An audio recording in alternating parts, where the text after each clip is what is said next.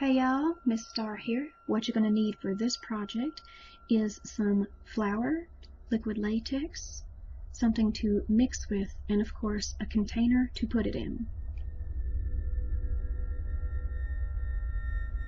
Okay, first take a small portion of the liquid latex and add it to the container. Then gradually add small amounts of the flour, mixing it as well as you can. The thicker you make it, the longer it will take to dry. The thinner it is, the lesser.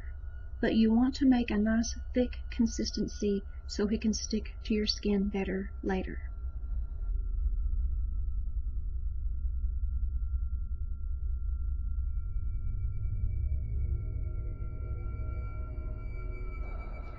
Okay, for the second half of this tutorial, you're going to need some crafting wire, a wire cutter, a needle nose plier, and a safe surface to put the liquid latex on.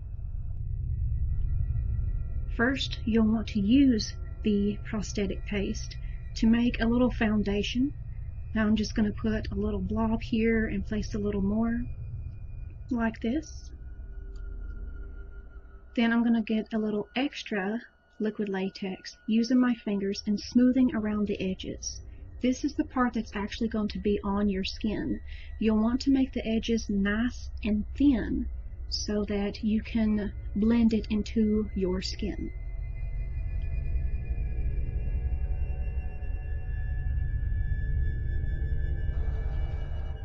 Okay, first you'll want to take your crafting wire, cutting off a few inches.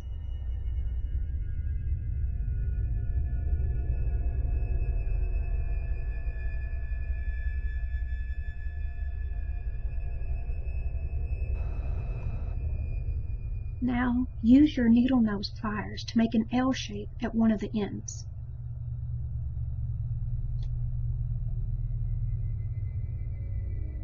Then straighten the long end as much as you can. After that, curl the other end, then cut off the excess.